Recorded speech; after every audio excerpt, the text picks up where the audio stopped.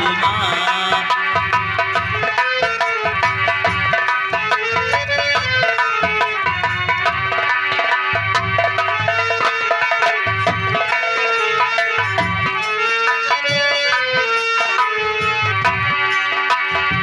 घर के बेचे लोटाधारी, बेचे मालिक खजाना। घर के बेचे लोटाधारी, बेचे मालिक खजाना।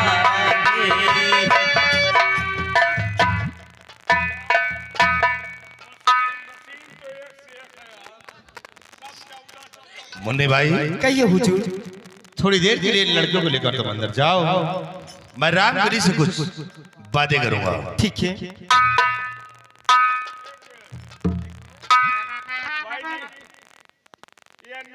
का भाव ये तो भी नई है, 1 घंटे के 20,000। 1 घंटा के 20,000। हाँ। लड़की आएगी धान काट। अरे लड़की है। धान काटने वाली मशीन है। अच्छा ये बताओ 20,000। हाँ। और वो वाली इसके तो 25,000। 25 मतलब 45,000। हाँ।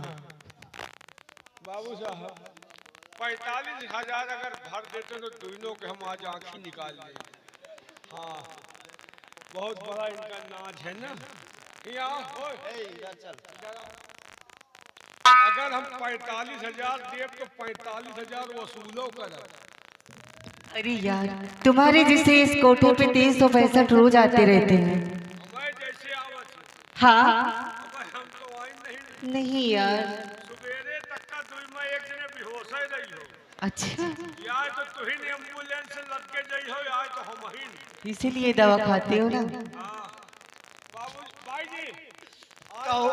वो भेजो ऑनलाइन 45,000 ले जाओ। और ठीक है। ठीक है। क्या कहो तुम घबराहट काहे हो? पैसा लिए हो यो। आज तुमका जैसे मूंगफली चबा पैसा खर्चा है कि मजाक है। घूंघून ना कर हो का शर्मा तो बा। काहे की शरम? काहे की शरम? हाँ तो शर्मा ना पैसा लियो। चलो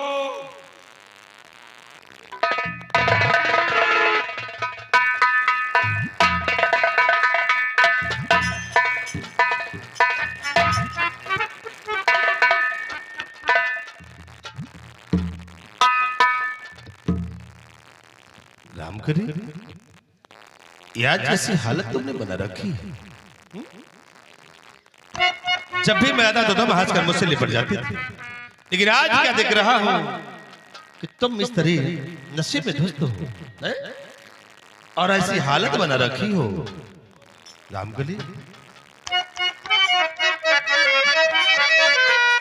और मेरी जान मन इस कदर बैठी क्यों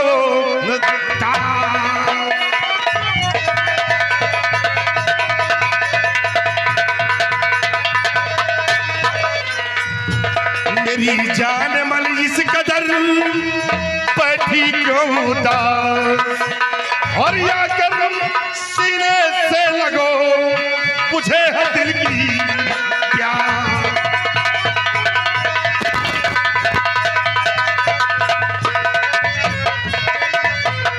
और यही तुम्हारी आदतें मुझको जाती नाराज।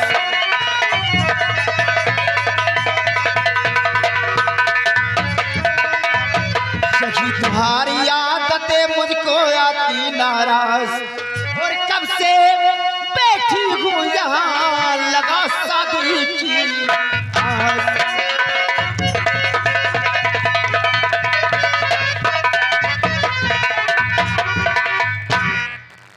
मैं तो आपके इंतजार में बैठी हुई हूँ और आपके जो आना जाना भी रामकली के कोठे बंद कर दिए।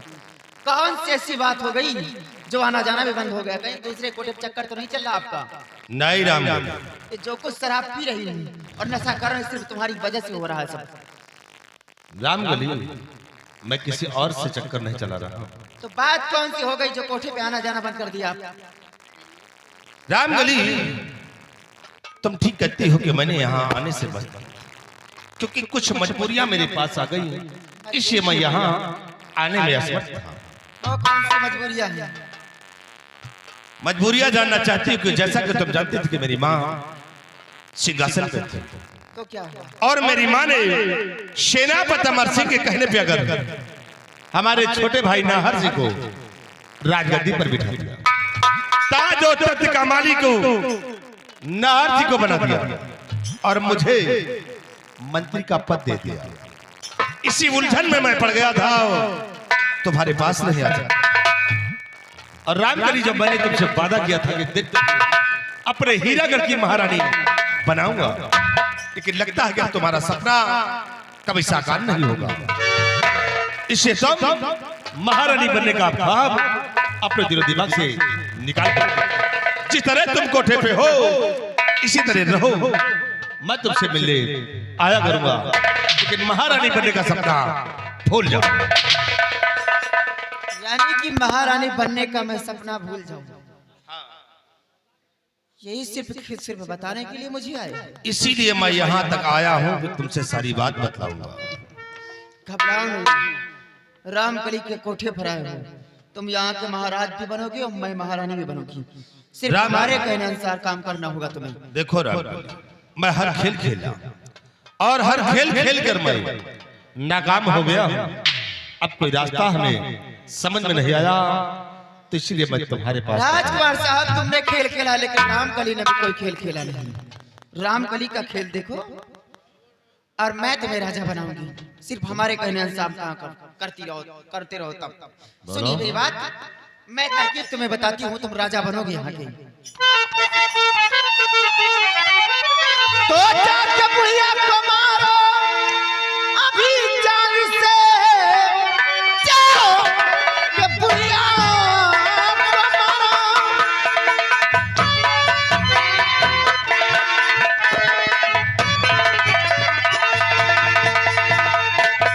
जाके बुढ़िया को मारो अभी जान से, सेनापति पे लगा तो सारा जिंजाम है।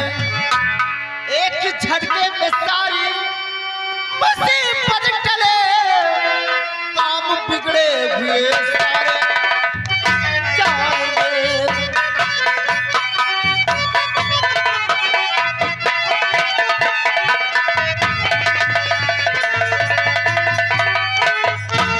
घबराइए नहीं, अगर तुम्हारे रास्ते का रोड़ा अमर सिंह बनता है तो सबसे पहले अपनी माँ बुढ़िया का खून कर दो जाकर के, और खून का इल्जाम लगा दो सेनापति अमर सिंह पे। एक तीर से दो निशाने होंगे, बुढ़िया भी रास्ते से हटेगी और सेनापति भी रास्ते से हटेगी।